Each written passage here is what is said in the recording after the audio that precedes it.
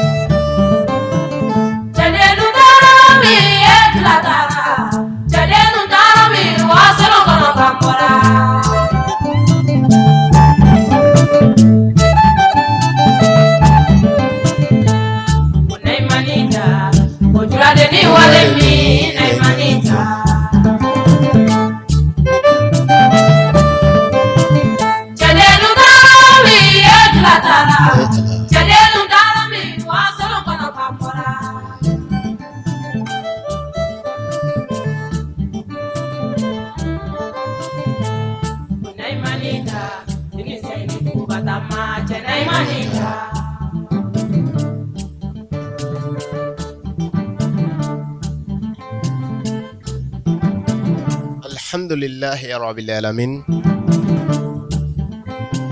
Be Allah subhanahu wa ta'ala tanto kala wali mandong kala barkada. Bangali fere ni mani jindala ni mani jindala sanga na katuma belajele ala nin tanuka ka ni mani jindala ala belajele ka ni mani jindala jom belajele mve ni mani jindala nanya tanuka wale nyimando ka barkada ala kulli hali la hala belajelenga. Votre réseau de communication Tunkakle.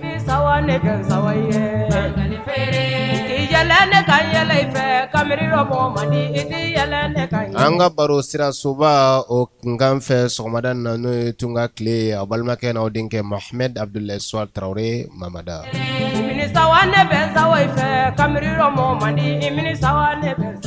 La kelenya benen do molukulu dayanu kilindela. Amma fla de be an somadan na manaka baraka ye biedo nywe. Ye kari angama ko dimasi. Angle ko sendi. Kabe janvier kalo kletan ni wolon vlama samba flam wani kili.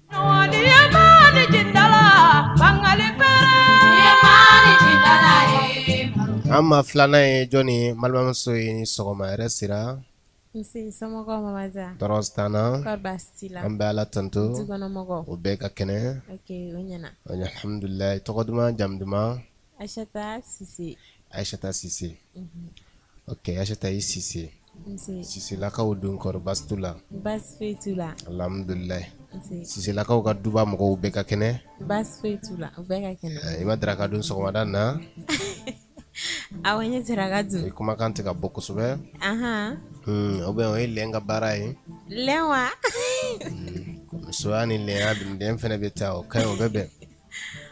Ni chemi ngati musuga lenku ebu tuwe. Esebela. Nga ni yuga lenku ngaba o yuba ni. Yaro. Aya bi dimashi. Mbamala ko kari. Awo. Jokun kli follow ebi. Nga nansara o jatila oluba ken dene dake barabi damne note bi de jokun kli follow before de ko kari dene tarata araba alamsa juma sibiri do ko kli olobla banen ola anga jemka amena sigi jemgan toy bi ana bonya ana karama ana kono kuma ageleya na noya anya beta ka di juroma anya beta ka di juroma no e commerçant yi an ka commerçant bi jamukan kɛrɛnkɛrɛnnen don farafina Mali commerçant diɲɛ commerçant juraw bɛɛ lajɛlen juraw jɔda ye jumɛn ye an ka société kɔnɔna na commerçant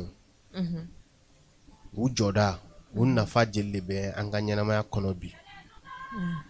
kelen commerçant gɛlɛya jeli ni jeli de bɛ n'an an bɛ se k'o fɔ gɛlɛyaw b'u kan juraw yɛrɛ ye maaw sugu jumɛnw ye n'o ye commerçant ye commerçant ye maaw sugu jumɛn ye olu ka baara ye mun ni mun ye i bɛ mun ni mun de kɛ n'o bɛ se ka i wele k'e ye commerçant ye siya don wa o la bi an y'a jateminɛ an ka commerçant sugu kɔnɔ commerçant sigida la commerçant métro kɔnɔ commerçant bisiw kɔnɔ commerçant avion kɔnɔ bateau kɔnɔ commerçant u bɛɛ fa min fɛ o bɛɛ k'a daminɛ an ka carré kɔnɔ butigitigiw mɔgɔ jeli de bɛ commerce kɛ bi gɛlɛya jeli bɛ commerce yɛrɛ kɔnɔna na bi a ka ca donc bon bi an ka bi jamukan a b'an pousser bi an ka kɔlɔsili y'an pousser bi ka commerçant k'u ye Aisha foli dile bɛɛ ma k'a fɔ ko bɛɛ k'i bisimila ɲɛnamaya kow ma nɔgɔ ɲɛnamaya la kɛra komi n'a fɔ jirisun don bɛɛ kɛmɛ k'i gulon branche dɔ la kana to a ka tile la an k'an jija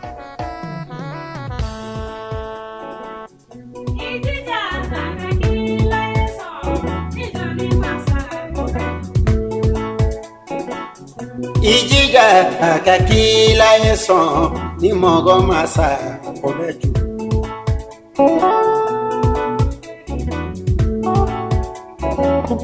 A ti kɛ ne la o bɛ min a ti fɔ ne ma o bɛ min ni mɔgɔ ma sa o bɛ ju.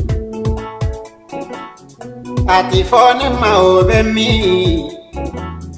a ti kɛ ne la o bɛ min. Imeume ateta me wati chini ngani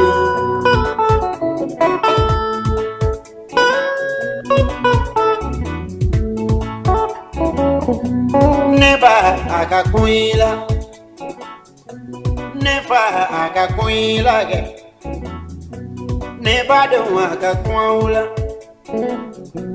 Neteri ni akakuila Yani mogo maisha obeju n'an ye commerçant ta an b'a ye k'a fɔ commerçant ye fantanya kɛlɛli sababuba de ka commerce kɛ commerçant n'o ye juraw olu ye sababu dɔ de ye sababu min bɛ diɲɛ développer ka jamana ta ɲɛ ka dugu ta ɲɛ commerçant n'an ye olu jɔda ta k'a lajɛ an ka ɲɛnamaya kɔnɔ a kɛra komi n'a fɔ olu ye anw nikanko kɛbaaw de o ye kelen an nikanko kɛbaaw do cogo di i bɛ hakili to ɲininkali la i b'o kɛ n na commerçant n'an y'o ta k'a lajɛ an ka mɔgɔninfinya an ka dugu jɔli an b'a jate olu ye dugu jɔbaaw dɔ ye i bɛ hakili to dugu jɔba i bɛ hakili to ɲininkali la i b'o fɛnɛ kɛ n na n'i y'an ka commerçant ta k'a lajɛ i b'a sɔrɔ k'a fɔ olu ye n'u b'a kɛ a kɛcogo la olu ye faso labalobagaw de i bɛ hakili to fɛn i bɛ nin bɛɛ ɲininkali kɛ n na. Aisha, mais mɔgɔ min sɛgɛnnen don bi ɲɛnamaya kɔnɔ an ka société la an ka jamanaw kɔnɔ tunga fɛ o ye commerçant de. Commerçant hakili ka bon dɛ. N'a y'an di an b'a fɔ ko olu de ye ordinateur ye. Ni kunkolo ma ɲi dɔrɔn i tɛ se ka commerce kɛ. Aisha ta e k'a jateminɛ. Ni donna an ka sugu kɔnɔ i bɛ commerçant ye sugu kɔnɔ sugu bɛɛ ye boutique. Bɛɛ sigilen b'a ka boutique da la. Ni donna mun ka boutique kɔnɔ a fɔlɔmani ye min ye i bɛ yelen sɔrɔ a ka boutique kɔnɔ. Courant.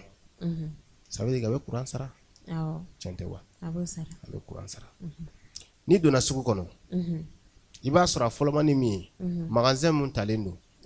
mairie ka magasin don. Ni mairie ka magasin tɛ min ye ni yɛrɛ ka magasin jɔlen don o bɛɛ la mairie bɛ wari minɛ i la. Ni mairie ma wari minɛ i la impôt bɛ minɛ i la san kɔnɔ.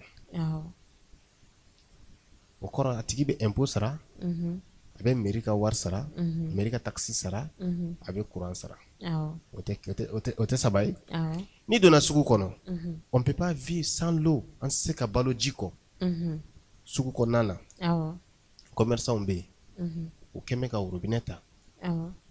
T'a sɔrɔ robinet bɛ fan dɔ fɛ bɛɛ bɛ ji ta ye. Dɔw robinet facture min bɛ sara a bɛ a wari commerçant u bɛ ji sara o bɛ komi n'a fɔ commerçant a bɛ ji sara. Nin bɛɛ y'a ka boutique emplacement de.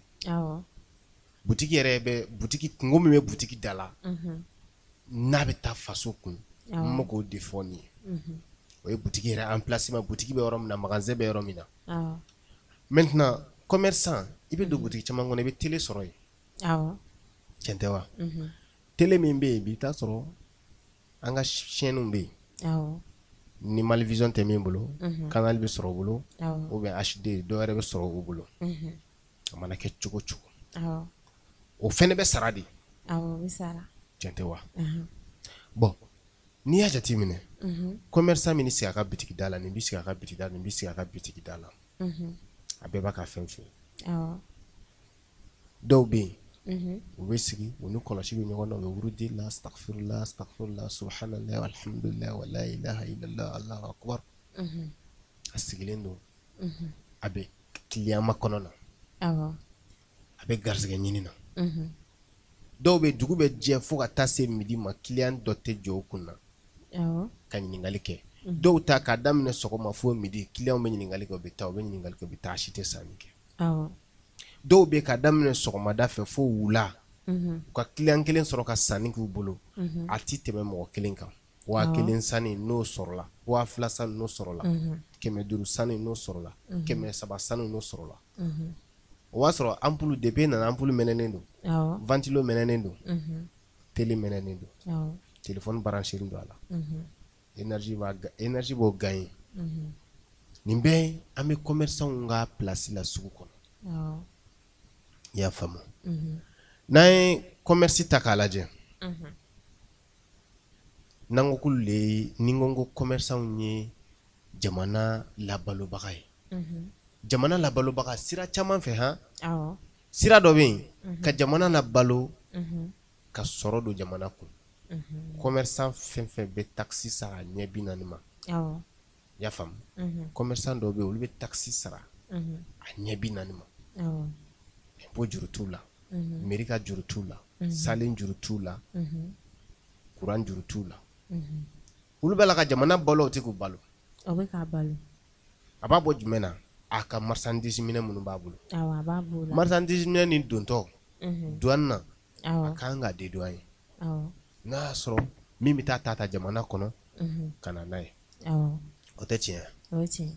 Bon n'a y'a sɔrɔ min t'a ta ka bɔ jamana kɔnɔ min bɛ bɔ n'a ye jamana kɔnɔ a caman b'a kana ton ale bɛ taa ta o fɛ k'a tigɛ a fɛ ka tila k'i sigi n'a ye. Ani min bɛ taa ta extérieur la ka na n'a ye o fana n'o ta tɛ kelen. Mais min bɛ taa bɔ jamana kɔfɛ ka na n'a a dontɔ a b'a dédouaner.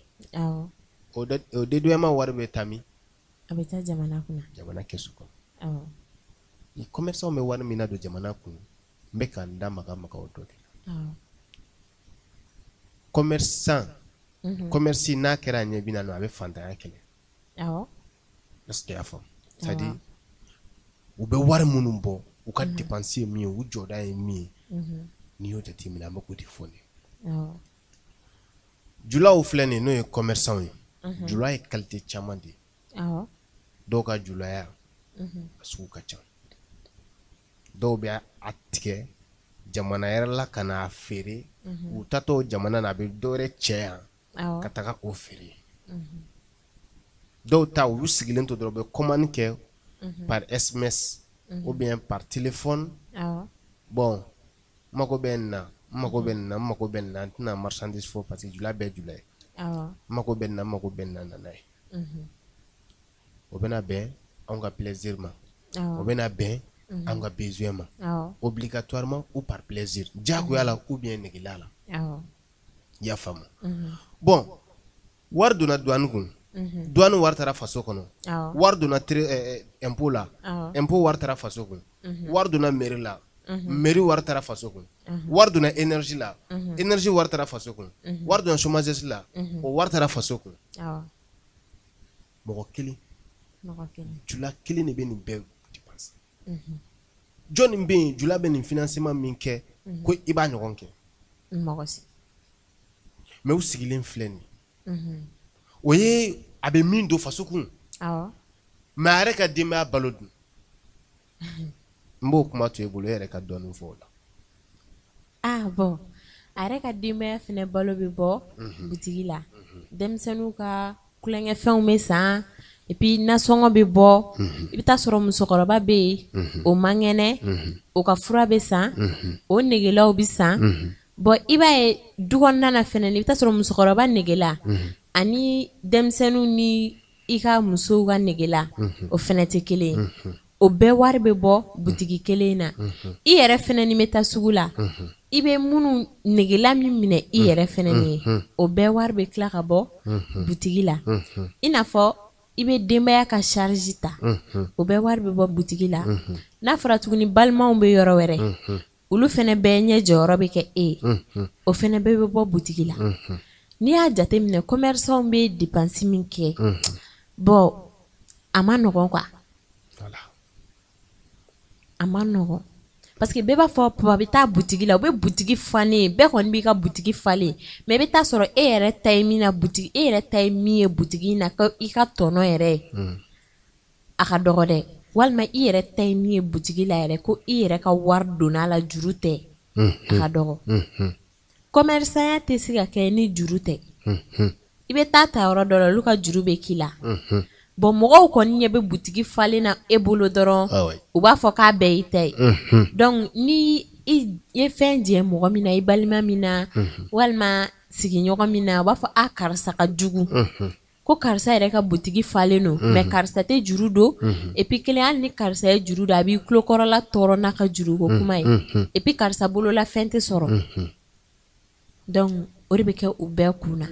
k'a sɔrɔ la e yɛrɛ ta ye min ye bitigi in na a man ca e yɛrɛ bɛ débrouiller de i ka denbaya la mais mɔgɔw kɔni bɛ butigi falen na e bolo donc ni muso min yɛrɛ bɛ e bolo n'o m'a faamu e ni o yɛrɛ ti bɛn parce que kuma bɛɛ u b'a fɔ karisa ka butigi falen mais karisa tɛ nin kɛ ne ye hali ne ko n ko karisa ka nin kɛ ne ye a b'a fɔ ko nin tɛ yen k'a sɔrɔ butigi falen don wari b'a kunna mais wari min b'a kunna n'i y'a jateminɛ 500 bɛ kɛ commerçant na mais min y'a ta ye o tɛ tɛmɛ 5000 kan donc fo mɔgɔw ko o jateminɛ k'a dɔn k'a fɔ ko o gɛlɛya bɛ commerçant kan voilà Aïssata i ye n ka kuma ye camanba de faamuya a la an bɛ dugawu kɛ juraw ye a kɛcogo ɲuman Ala k'a nɔgɔya u ye amina bon an b'a daminɛ an ye sugu kɔnɔ juraw de fɔ nin minnu bɛ sugu kɔnɔ an ma tila u la mais an bɛ waati tɛna a bɔ quoi juraw ka baro waati t'a bɔ parce que jura qualité ka ca commerçant qualité ka ca bon commerçant an bɛ taa daminɛ fɔ carré kɔnɔ dans la rue an ka quartier kɔnɔ butiginitigiw cɛ Aïssata butiginitigi bɛ luwanse la du kɔnɔ a ka muso bɛ a ka denbaya b'o du kelen kɔnɔ loyer la o bɛ sara fɛn dɔ bɛ ka kɛ Mali kɔnɔ n balen b'a la don nataw la a bɛ na ye Mali gɛlɛya a sira ka ca parce que mun na Mali n'a fɔra ko Mali ye fantan jamana ye parce que mun na Mali sɔrɔ tɛ ka labaara cogo la min bɛ se ka jamanadenw bɔ gɛlɛya kɔnɔ hɛrɛ caman bɛ jamana nin kɔnɔ mais jamanadenw tɛ ka se ka hɛrɛ nafa bɔ o de ye fantanya dɔ ye mais hinɛ yɛrɛ de fɛnɛ ka dɔgɔn anw na kabini an ka jamana nin kɔnɔ dugukolo ko kɛra commerce ye loyer so kɛra commerce ye so kelen na i t'a sɔrɔ ka fɔ sotigi bɛ yen a bɛ tila ka so kalifa don min na walima min bɛ so ta coxeria la o bɛɛ bɛ kɛ bi dɔ bɛ so jɔ k'a di dɔ ma coxeria la ou bien location o fɛnɛ b'a di loyer o ma de i t'a sɔrɔ bɔ kalo 40,000 ɲini ka du la ka di yan o 40,000 ale bɛ mɔgɔw don a la i t'a sɔrɔ 40,000 n'a fɔra ko 40,000 a ka du la i t'a sɔrɔ so man ka tɛmɛ 1,500 kan o la mais ale bɛ se ka so kɛ 2,000 État kɛmɛ k'i ɲin bɔ so loyer ko la ka so loyer to sotigiw bolo i y'a faamu bon ni so loyer tora sotigi bolo sotigiw b'u ɲamada ɲɔgɔn ma ni dɔ fara a ka so kan a ka magasin kan kalo tɛmɛnen o fɛnɛ nin fɛnɛ bɛ dɔ fara ta kan sɛgɛn ti ban au fur et à mesure i bɛ nata ka taa au fur et à mesure kungo bɛ caya de nata de bɛ na ni kungo ye y'a faamu nata o de bɛ na ni kungo ye mais mun de bɛ na ni nata ye sɔrɔ fitinin sɔrɔ de bɛ na ni nata ye o nata fɛnɛ ale de bɛ na ni kungo ye au fur et à mesure i bɛ nata i kungo bɛ caya au fur et à mesure nata bɛ dayɛlɛ sɔrɔ bɛ kɛ i nata bɛ dayɛlɛ ni ye 1,000 sɔrɔ bi fini gosi la i nata bɛ dayɛlɛ ya donc o y'o ye bon maintenant butigintigi a bɛ e ka du kɔnɔ a ka butigi talen don dɔw yɛrɛ bɛ u ka denbaya bɛɛ bɛ jɛ butigi kelen na u bɛ so ni so ɲɔgɔnna ta ka kelen datigɛ u b'o kɛ butigi tɔ kelen dɔ a n'a ka denbaya bɛ si kɔnɔ bon n'i y'o jateminɛ a n'a ka denbaya bɛ yen k'u ka daraka dun butigi la ka tilelafana dun butigi la ka surafana dun butigi la ka so sara ka courant sara ka ji sara kare kɔnɔ butiginin a ma nɔgɔn jura don a jura tɛ commerçant don a commerçant tɛ d'accord bon a somɔgɔw bɛ yen o y'an baara de ye farafinna mɔgɔ si tɛ min somɔgɔ t'i la ni min ko mɔgɔ min bɛ yen k'i bɛ mɔgɔw jɔ ko min b'a fɔ ne tɛ sama kɛ ka taa n ka so n tɛ sama ka taa n somɔgɔw ma o mɔgɔ ka dɔgɔ o mɔgɔ ka dɔgɔ i bɛ t'a sɔrɔ hali n'o mɔgɔ dɔw bɛ yen a ka dɔgɔ duguba an bɔra burusi kɔnɔ an nana fara duguba kɔnɔ mɔgɔw de kan minnu wolola ye ka mɔ ye i t'a sɔrɔ o fɛnɛ fa bɔra yɔrɔ dɔ o mɔkɛ bɔra ka na sigi o de yɔrɔ kɛ duguba ye dugu o dugu n'a bonyana dugudenni de kun don fɔlɔ dugu yɛrɛ de mɔgɔw nana fara dugudenni dɔ kan k'o dugu bonya ka tɛmɛ dugu tɔw kan i y'a faamuya bon n'i y'a ta k'a lajɛ Aïcha butigintigi kare kɔnɔ e nana tulu juru ta ne nana sukaro juru ta e tɛ ne ta kalama ne tɛ e ta kalama nin fɛnɛ bɛna ka na malo juru ta o tɛ nin ta kalama o tɛ ne ta kalama mais butigitigi yɛrɛ b'a bɛɛ kalama a bɛɛ bɛ jale de kan bon n'a ye ne jɛ an b'a fɔ k'a ka jugu sigida la kɔni mais e kelen de ɲɛ b'i ka juru la mais mɔgɔ jeli bɛna juru t'a fɛ a ka ca o tɛ tiɲɛ o juru mun bɛna t'a fɛ ni juru cayara dun ni juru cayala o tigi bɛ yen bila i b'a ye a bɛ digi butigitigi la o ye kelen ye n'a ma yen bila ni juru cayara a bɛ je butigi a tɛ je a kan a bɛ je a kan minɛn yɛrɛ tali o bɛ gɛlɛya ale bɛ laban ka mun kɛ ale fɛnɛ bɛ taa ka taa minɛn juru ta ka na a ka ta yɔrɔ la tiɲɛ tɛ wa o ye kelen ye o tɛ juru i ka juru bɛ dɔ la i fɛnɛ a ma ɲɛ i taara juru yɛrɛ ta a taara juru yɛrɛ min ta ka na n'an kɔntina k'o fɛnɛ juru ta dun a bɛ gɛlɛya a bolo dɛ n'a ma se k'o sara dun olu tɛ dɔwɛrɛ don a la olu tɛ dɔwɛrɛ don a la dɛ ale dun bɛ ka dɔwɛrɛ don anw na anw dun tɛ k'a sara a dun tɛ k'a sara sotigi dun o fɛnɛ bɛ ni kalo sara o fɛnɛ bɛ taa da la ventilo ye butigi kɔnɔ courant bɛ sara ampulu bɛ sara ji bɛ sara ji bɛ sara n'a fɔra ko nin bɛɛ ka bɔ butigi la n'a den banana dun o fana fura bɛ san muso mana bana dun o fura bɛ san village mɔgɔw mana ci bila kana wari bɛ ci bon à quel point ça dit an ka lajɛ commerçant commerçant sɛgɛn min b'u kan balimakɛ kana don commerce la kana don a ma nɔgɔn kana don ni donna dɔrɔn nin bɛɛ de bɛ ɲɛ a ma nɔgɔn surtout mɔgɔ min bɛ don commerce la ka sɔrɔ a tɛ commerce ɲɛdɔn dɔ bɛ yen a balila ka wariba sɔrɔ dɔrɔn k'an ka boutique dayɛlɛ a bɛ k'a kan ou bien dɔ bɛ wari sɔrɔ dɔrɔn a wari ci a dɔgɔkɛ ma boutique dayɛlɛ a tɛ marché o a ma nɔgɔn ka wariba ci dɔgɔkɛ ma a tɛ commerce fan fosi dɔn ka wariba d'a ma k'a ka boutique dayɛlɛ an bɛ tila k'a fɔ ɲɔgɔn ye danga tɛ dɛ boutique bɛ bin de parce que a tɛ boutique feere ɲɛdɔn ale bɛ nata wari mugu la ne ye tabali feere kɛ 96 n k'a fɔ 95 96 ne ye tabali feere kɛ o ta bannen 2001 ka tabali feere kɛ ka tila n bɛ taa jagofɛn ta kungo kɔnɔ ka na n'a ye Sikaso yan ka tila k'a bila ka taga Bamakɔ n tɛ jago dɔn kosɛbɛ dɛ mais n ye gɛlɛya mun y'o la o tɛ bɔ n kɔnɔ fo ka n sa a bɛ ten tɔ y'a faamu a tɛ bɔ n kɔnɔ fo ka n sa wa n'i kariyara ka 500 dun yɔrɔnin kelen i bɛ tila ka t'o nimisa kɛ tabalintigi ka 500 dun butitigi ka 5000 dun a ka 1000 dun wallahi a b'a nimisa kɛ a bɛ kɛ est-ce que y'a faamu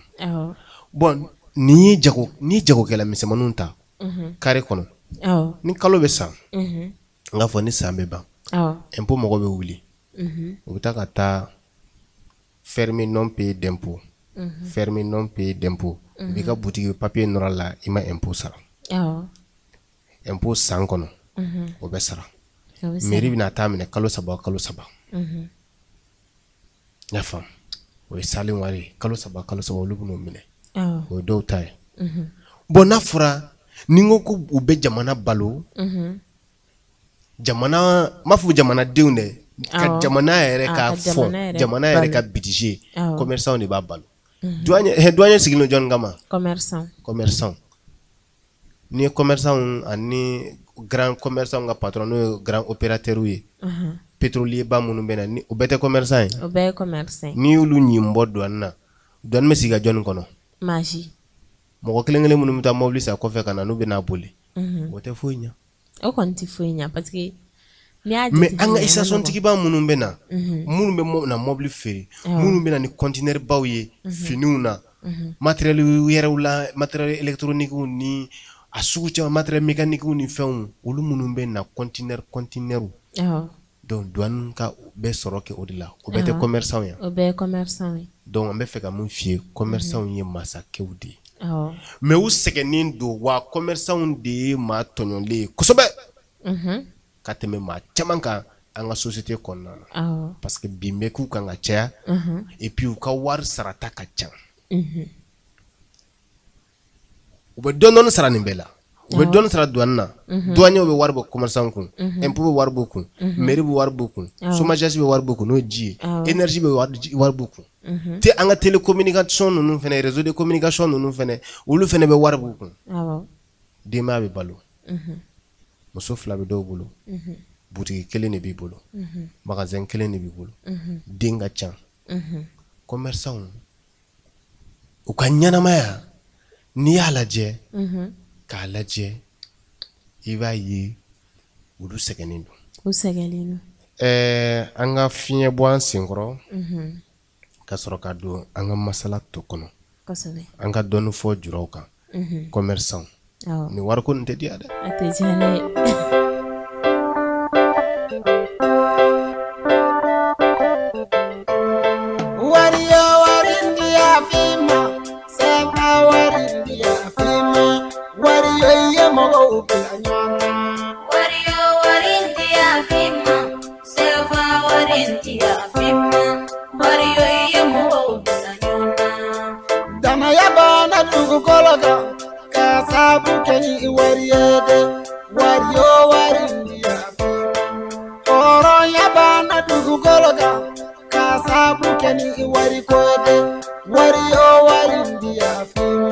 Ladi ya bana mani tunja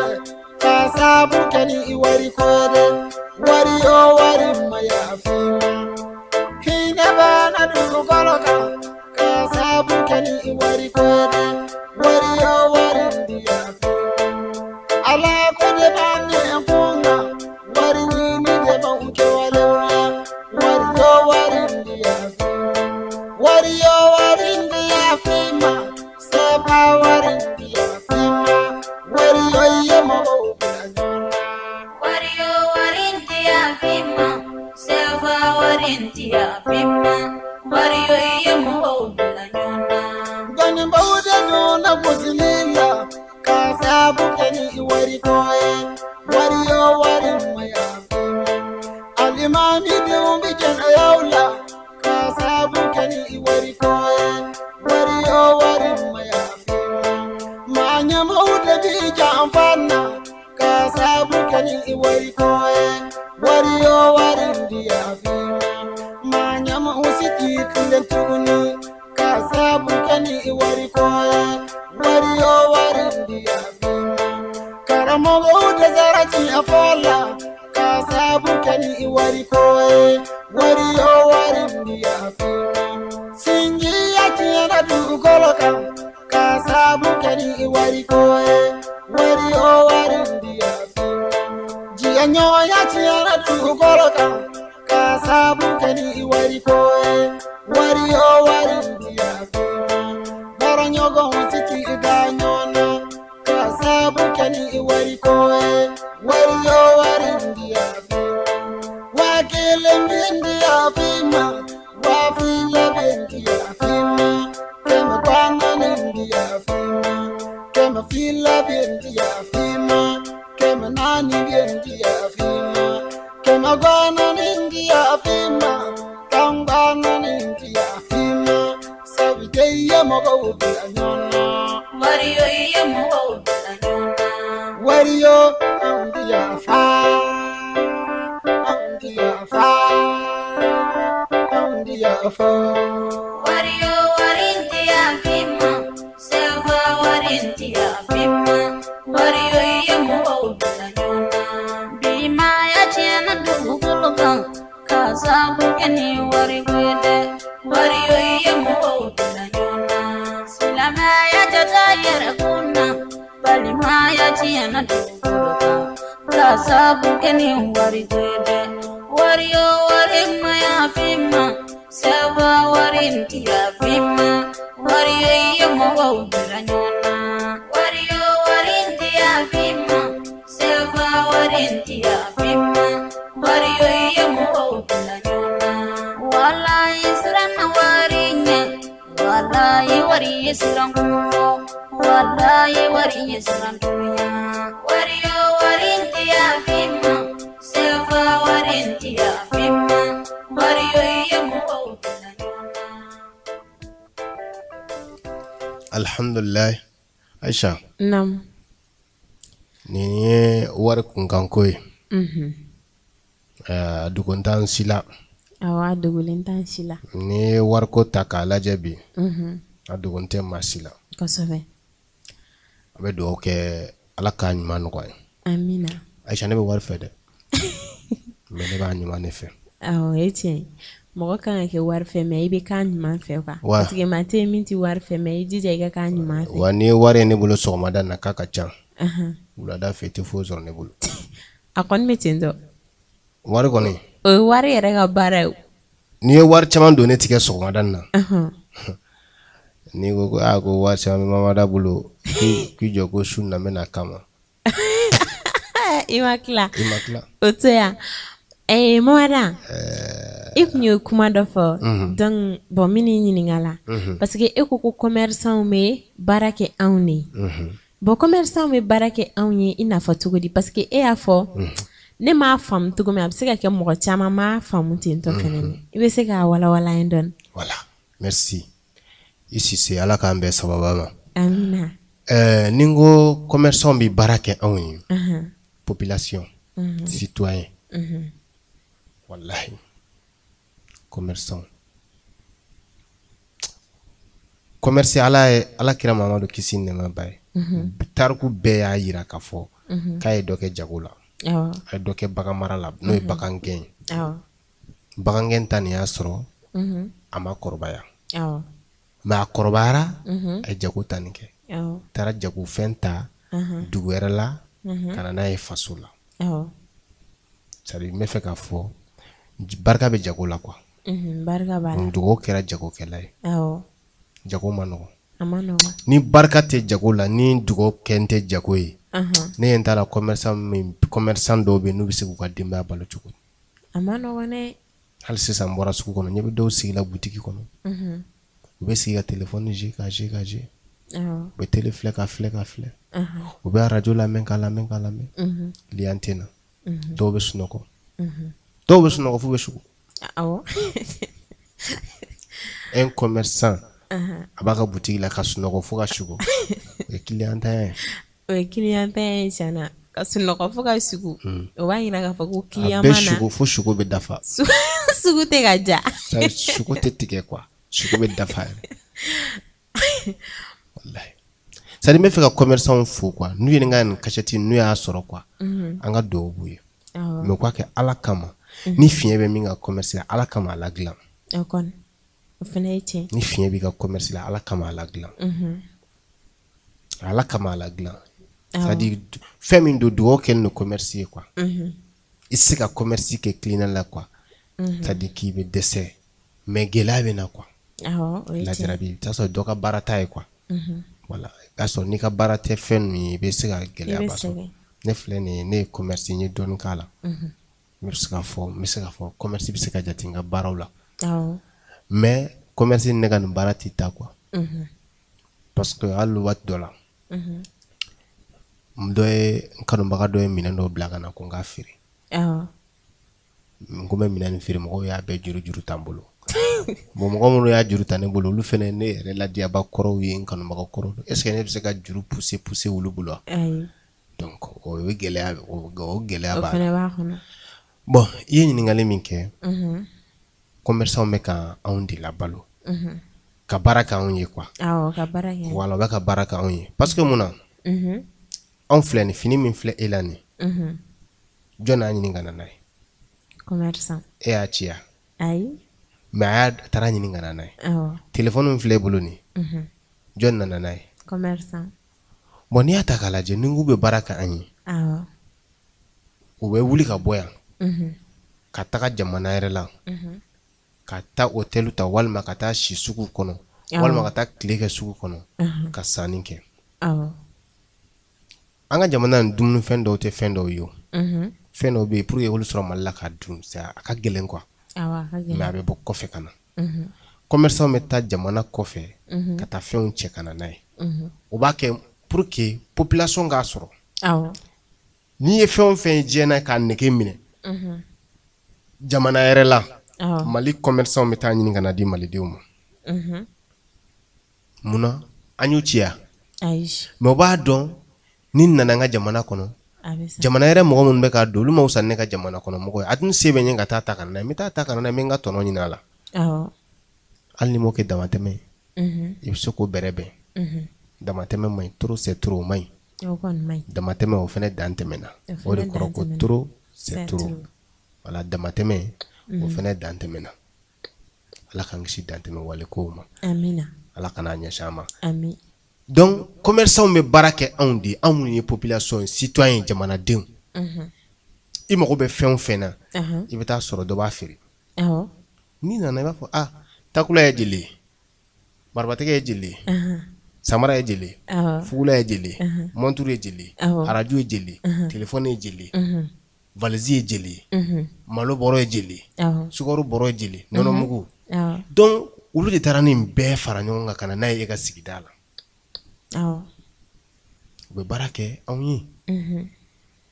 olu bɛ baara kɛ anw ye ni dɔ ma baara kɛ dɔ ye dɔ tɛ balo kana sigi a la dɔ de bɛ baara kɛ dɔ ye dɔ bɛ balo o la ala bɛ fo ka ala barikada parce que n'i y'a jateminɛ ala ye cerveau min don buna hadamaden na a bɛ se ka fɛn caman kɛ seulement dɔrɔn e yɛrɛ k'i ni d'a kan n'i ni d'a kan ala bɛ tila ka a ko bɛ se ka fara ɲɔgɔn kan cogo a b'o hakilinaw don i kɔrɔ dɔɔni hali n'o y'a sɔrɔ a bɛ force t'i la i bɛ secours ɲini fan dɔ fɛ ka dɛmɛ ɲini fan dɔ fɛ secours ka jigiya ɲini fan dɔ fɛ est-ce que y'a faamu commerçants u bɛ baara kɛ anw de anw minnu ye citoyens mais anw de consommateurs ye anw de b'a utiliser quel que soit an b'a dun ou bien an b'a porter ou bien an b'a san i n'a fɔ commerçant minnu bɛna ni salon complet u bɛ bɔ n'a ye jamanaw ka arabu jamanaw u bɛ bɔ n'a ye jamanaw kan Hindu jamanaw u bɛ bɔ n'a ye jamanaw kan suraka jamanaw u bɛ na n'a ye anw fɛ mɔgɔw mago tɛ ban ɲɔgɔn na mɔgɔw mago tɛ ban ɲɔgɔn na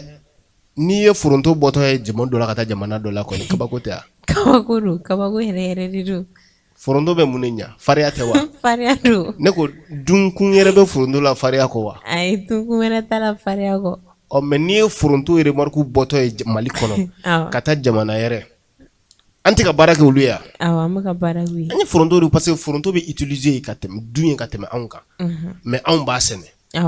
mais n'i taara o jamana la fɛn dɔ fɛnɛ bɛ salo ka bɔ yen ka na anw fɛ a bɛ ten donc an bɛ balo ɲɔgɔn na bon nka n ko commerçants bɛ la ka baara kɛ jamanadenw ye bɛɛ ka da i ɲɛ kɔrɔ u bɛ tile sugu la ka anw de makɔnɔ n bɔra n ka so a b'a muso n'a denw fili ye a ka d'a muso ye n cɛ ka to n kɔrɔ ka di denw ye denw ka to n kɔrɔ a tɛ kun a la ka to aw kɔrɔ a tɛ kun a la a taa baara kɛ mun de n'a tora aw kɔrɔ a tɛ ɲa o so ne yɛrɛ solila ka bɔ bi dɛ e y'a cogo di ne yɛrɛ filɛ nin don dɔw bɛ kɛ n bɛ miiri quoi n bɛ miiri danga don so ten quoi walayi ka sɔrɔ diinɛ m'o fɔ ne filɛ kuma dɔ i bɛ bɔ wuli ka sɔrɔ denmisɛnninw ma kunun tile 3 laban min tɛmɛna ne yɛrɛ ne ni n ka denmisɛnninw tun famana kosɛbɛ walayi bon an ka tɛmɛ o kan bon e ka denbaya mago bɛ e la i ka t'u kɛrɛfɛ commerçant ala ka commerçant ala k'u dɛmɛ hali bi minnu ma tilen ala k'a n'u tilen ne yɛrɛ ma tilen dɛ ala k'a n'u tilen ma tilen dɛ ala k'a n'u tilen Aïcha commerçant dɔw bɛ bɔ depuis 5 heures du matin n bɛ commerçant bɛɛ de ma tungaranke minnu bɛ tunga fɛ olu yɛrɛ b'a la mɔgɔ dɔw bɛ tunga fɛ u tɛ fosi la u bɛ commerce de la yen sanubɔ daman t'u bolo foyi t'u bolo butiginin de b'u bolo u bɛ so sara o tunga fɛ yen ka courant sara ka ji sara ka magasin taxi sara ko somɔgɔw fɛnɛ ka nasɔngɔ ka bila ka na commerçant bravo non c'est incroyable quoi n'i sigi yɛrɛ n balimakɛ c'est à dire hali n'i tɛ commerçant e k'i sigi ka commerçant jateminɛ bani ko dɔw bɛ bɔ misiri la dɔrɔn u bɛ bɔ u ka so kɔnɔ u bɛ bɔ misiri la dɔrɔn u bɛ tilen sugu la u tɛ se so yɛrɛ depuis a tatɔ misiri la a fɔ an tɛna se du kɔnɔ yan nɔ a bɛ nasɔngɔ bila a bɛ tilen ka taga n ko bilayi den dɔw bɛ wolo ka kɔrɔbaya u t'u fa dɔn mais fa tɛ diɲɛ jamana si la ils sont dans les mêmes pays même quartier seulement dɔrɔn n'i ye den kɛtɔ ye ka fa dɔn fo ni den sera a magoɲa ci ma den 5 heures du matin fa mana taa sugu la ou bien 6 heures ka sɔrɔ den ma kunun dɔw bɛ butigi la 19 heures olu bɛ na joona dɔw bɛ na 20 heures dɔw bɛ na 21 heures alimentation tigi yɛrɛ dun olu kɔni olu alimentation yɛrɛ bɛ taa datugu ni funteni waati don alimentation ye magasin min ni mago b'a la à tout moment c'est comme dɔw bɛ taa so fo 2 heures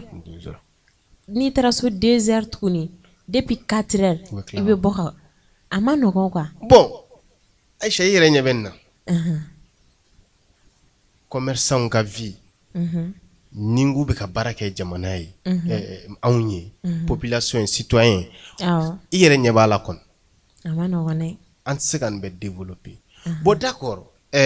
Aïchata u bɛ ka nin baara nin kɛ anw ye ni min b'a kɛ a kɛcogo ɲuman alhamdulilayi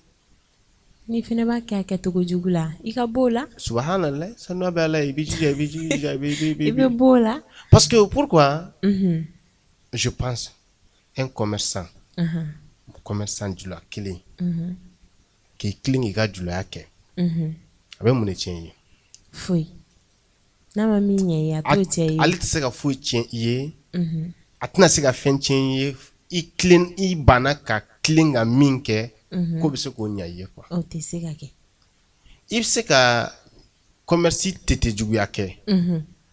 i bɛ se ka commerce juguya kɛ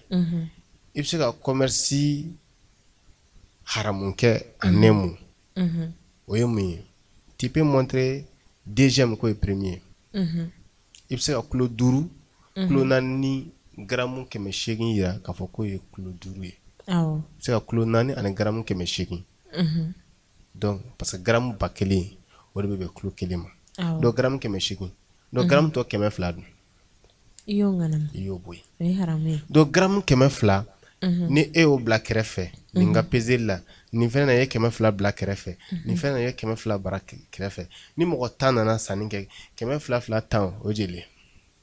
o ka ca dɔɔni dɛ yɔrɔ ka ca o tɛ 1000 ye awɔ o o ka ca dɛ voilà 200 10 ye 2000 de ye awɔ ou bien awɔ 2000 o tɛ 10 ya awɔ 10 ye bon donc no e 10 000 grammes bila kɛrɛfɛ donc i ye caman bɔ a la dɛ i ye caman o bɔ a tɛ la kilo 2 ye o ye kilo 2 ye nka o tɛ kilo 10 yɛrɛ kɛ parce que 1000 grammes o tɛ kilo 10 ye awɔ o fɛnɛ ye kilo 10 ye bon voilà bon maintenant e y'o min kɛ o tɛ se ka hɛrɛ foyi lase i ma mais ni tun y'a dafalen feere a ma o de tun bɛ hɛrɛ lase i ma mais i y'o min kɛ o bɛna tɔɔrɔ de lase i ma Achita fɛn dɔ bɛ yen e k'i hakili to a la bani n'i ye wari min ɲini karabali ni damatɛmɛ ni tiɲɛni ni haramu ni mɔgɔ tɔɲɔ la bien vrai que wari nin ka sɔrɔ sisan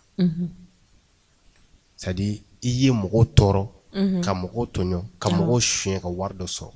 ala sɔnna wari nin y'a sɔrɔ wari nin cayara dɛ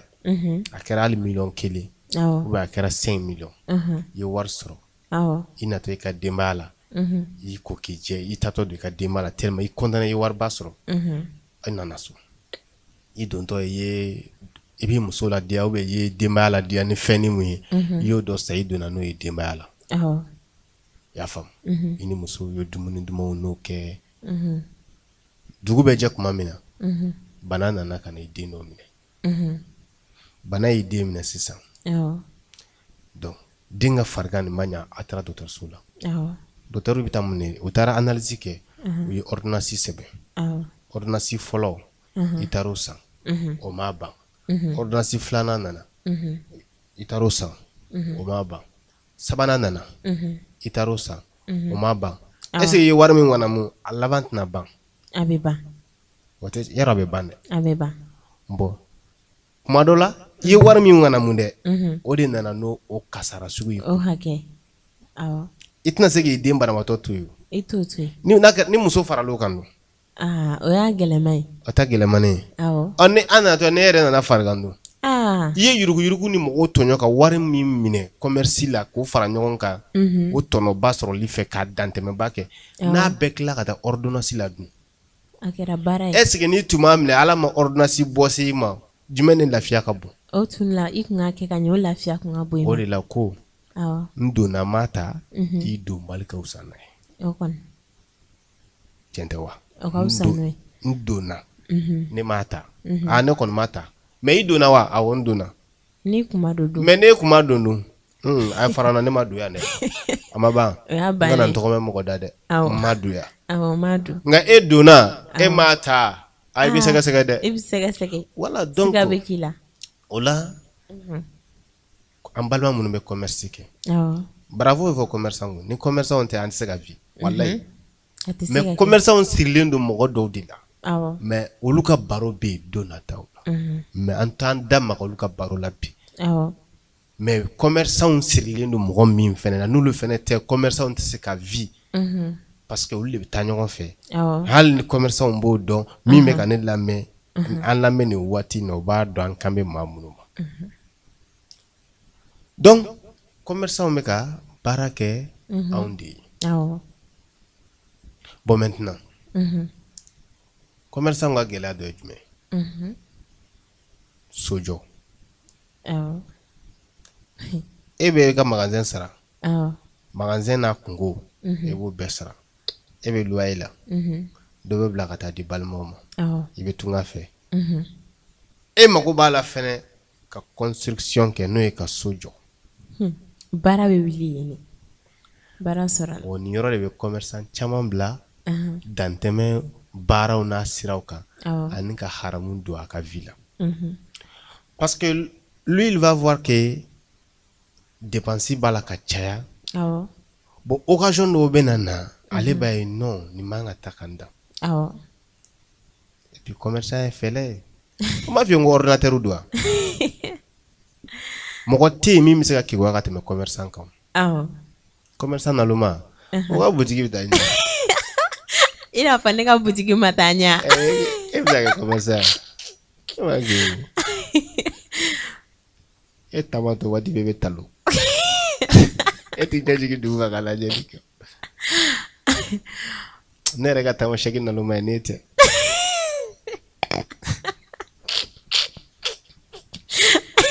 Mala kɛlɛtigɛ ma ye sɛfan sugu la a dabila ni sɛ bɛ kɛlɛtigɛ sɛfan sugu la o waati se ka fɔ kɛlɛtigɛ ma ye olu de y'a da o ayi kɛlɛtigɛ ma ye sɛfan sugu la o tɛ sɛ ye ka kɛlɛ olu de y'a da o ayi sɛw tɛ n'u yɛrɛ fanti o olu y'a ci bɛ dɔ wɛrɛ la kɛ ala k'a bɛ sa amina donc commerçant ka construction u ka so jɔ ka bɔ loyer la magasin bɛ sara loyer bɛ sara ji bɛ sara courant bɛ sara balo bɛ kɛ fura bɛ sa jurutalaw bɛ juru ta banque ka juru bɛ e ka tila ka so jɔ i yɛrɛ bravo ka sɔrɔ a ma kɛ ni ŋanamu ye awɔ parce que a ma kɛ ni ŋanamu ye tilennenya ladiriya ala ta kira y'a fɔ cogo min na hɔrɔnya y'a fɔ cogo min na danbe ko cogo min na dayɔrɔ laban jɔyɔrɔ bɛ cogo min ɲini o cogo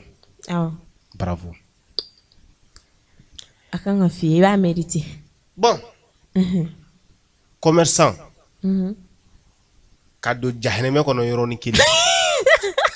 i bɛ taa commerçant kunda parce que a tilelen man ca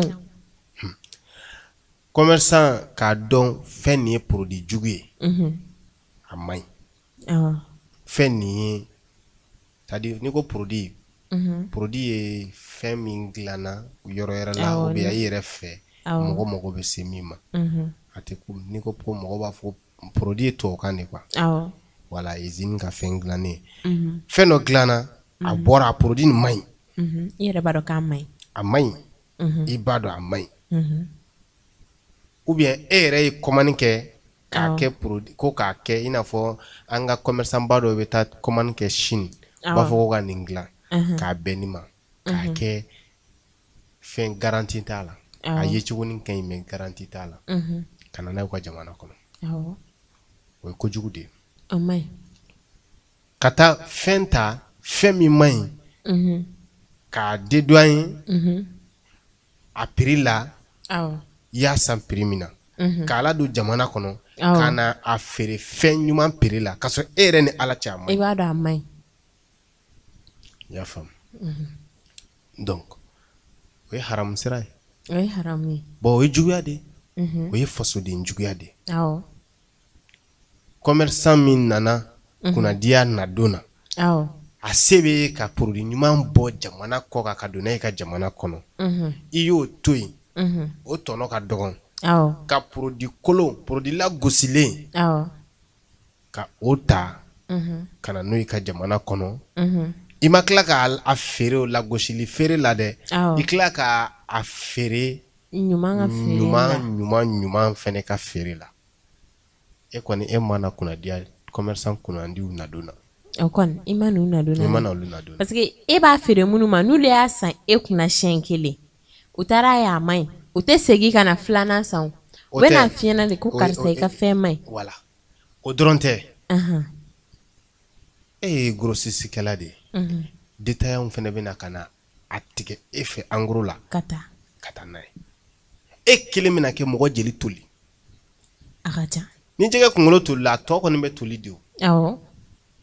e de grossistekɛla ye se bɛ e de ka taa ta kɔfɛ ka na n'a ye mais e nana n'a ye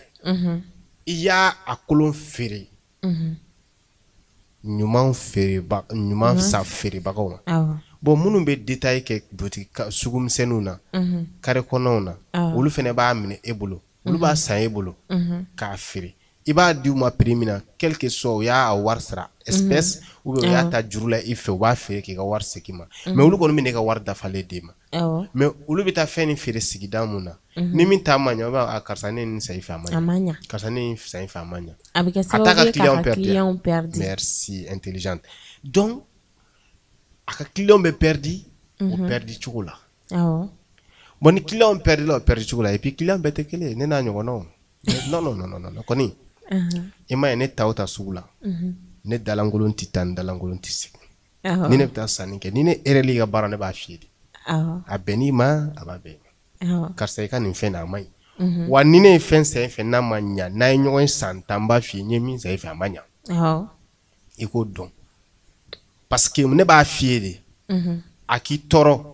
o la client yɛrɛ minnu bɛ na i b'a ɲini ka bila olu ɲɛ i bɛ kɛlɛ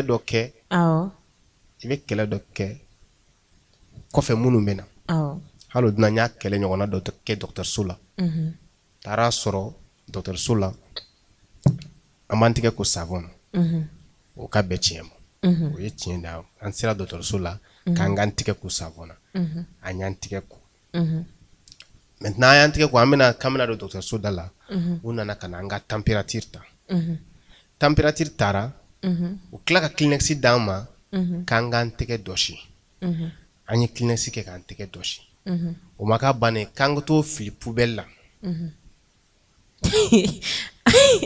y'a faamu poubelle fɛnɛ t'o yɔrɔ kelen na dɛ poubelle fɛnɛ sigilen bɛ yɔrɔ wɛrɛ la ne ko la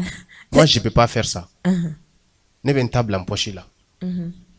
kelen bɛ ko bon ko n'o don ko n tɛ don ne ko bon d'accord ne ta de ye n ka poche ye n ye n ka Kleenex bila n poche la donc ko non ko ne bɛ taa bila poubelle de la poubelle ni o yɔrɔ cɛ a bɛ ɲini ka 5 mètres 6 mètres bɔ o fɛnɛ ta dama tɛmɛna dɛ d'accord ne ko d'accord ne ye mankan kɛ fo mɔgɔw nana jɔ u ka chef dɔw nana ko mais u ka Kleenex u ka poubelle gɛrɛ au moins mɔgɔw la i bɛ se k'a bila a kɔnɔ k'a sɔrɔ i ma taama ka taa yɔrɔ jan ka t'o bila ka segin ka na ni virus ko don n'i taara bila fo yen fɛ i segintɔ ka na dɔ tɛ se ka k'i tigɛ la dɔ bɛ k'a la kɔ tuguni donc mais ne y'o kɛlɛ kɛ chef yɛrɛ nana ko dɔ ko ka poubelle sigi kɛrɛfɛ donc minnu bɛna fɔ ne kɔ olu b'o bénéficier mais olu tɛna dɔn ko dɔ ye kɛlɛ kɛ yan mais mɔgɔ ma ko nin cɛ ye kɛlɛkɛla ye ni ma ɲɛ bɛ kɛlɛ kɛ ne min ma mɔgɔ bugɔ dɛ ne wara e tɛ se ka mɔgɔ bugɔ e mɔgɔ bugɔ yɔrɔ ni ta kɛ da la kɛlɛ de ni ta kɛ da la kɛlɛ de donc o la commerçant julaw u k'u janto ni yɔrɔ la il faut jamais que i ka bɔ ni produit jugu ye jamana kɔfɛ kana don i ka jamana kɔnɔ i y'a san nɔgɔya min na kana tila ka a feere fɛn ɲuman feere da la o bɛ komi n'a fɔ e mana commerçant kunnandiw nadon na nafolo sɔrɔlen i fɛ ka fanga sɔrɔ fo ka taa extérieur la ka taa conteneur ta o nafolo kelen ka tila k'e kunnagoya i ka baara i ka carrière bɛ fɛ ka jɔ hali n'a fɔra k'e kunkolokun tɛ a b'i tɔɔrɔ wallahi parce que terme dɔw bɛ yen i b'a fɔ de f'a tigi yɛrɛ k'a faamu ne tɛ se k'a faamu ala k'an kisi ka tanga ka kulu alaw ba tan don an na cɛ ka commerce kɛ dɔɔni fo ka na se d'i ma i bɛ se ka taa conteneur ta jamana yɛrɛ la ka na n'a ye ka n'a di détaillant en gros misɛnnin talaw caman ma e ka tila ka o nafolo kelen ka tila k'e kunnagoya ka sababu kɛ i ka produit jugu t'a la jamana kɔfɛ ka na n'a ye faso la ale kun man ka wolo a tigi sigilen ma fɔ sisan k'i y'a nɛni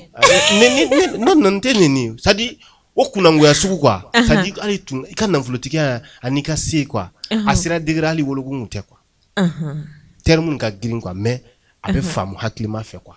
kana sɔn i ka don da fɛ quoi c'est à dire ni mɔgɔ min i bɛ se ka i sɔgɔmadalama i bɛ se ka yurugu yurugu dɔ kɛ mais n'i sera fitiri ma i b'o dabila quoi awɔ o ye tiɲɛ me fɛ ka mun fɔ i ka ko i kɛtɔ ka fanga ɲini buna adamaden dɔw fanga ɲinitɔ m'a fɔ n ko mɔgɔ fanga ɲinitɔ ka yurugu kɛ dɛ dɔw fanga ɲinitɔ ye yurugu kɛ mais u nana fanga sɔrɔ u ye hakili sɔrɔ u ye yurugu dabila awɔ c'est à dire comme ina fɔ i nana i bɛ ka na kunnandiw na don na ala k'an kɛ jɔn kunnandi ye amina ala k'an kɛ jɔn kunnandi ye amina ala k'an kɛ jɔn kunnandi ye amina donc je pense que air dafara awɔ u ka baro tɛ se ka fɔ ka ban a tɛ se ka fɔ ka u ka ban construction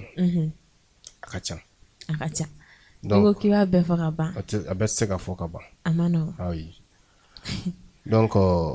an bɛ u bɛɛ fo awɔ ka bɛɛ wale ɲuman dɔn ko waati sera awɔ c'est vrai an b'a dɔn fantan ye maaw don ko caman na mais fantan min don ko la cogo cogo i janto i yɛrɛ la awɔ fɛnɛ ye ten wala ni se dɔ dir'i ma ka ban ala ye bonya dɔ k'i ye k'i bɛ se ka conteneur bɔ jamana kɔfɛ ka na n'a ye kana to a ka kɛ fɛn jugu ye i kana kɛ wolokuntɛ ye o ye kojugu ye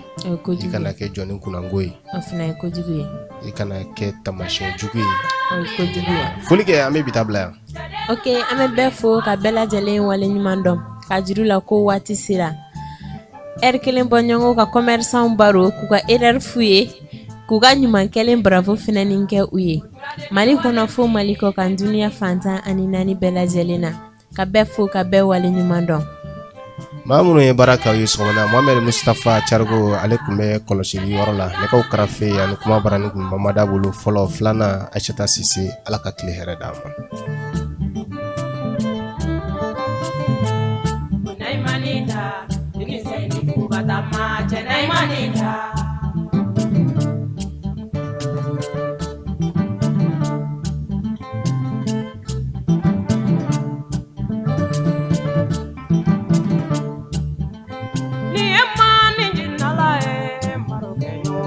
Ema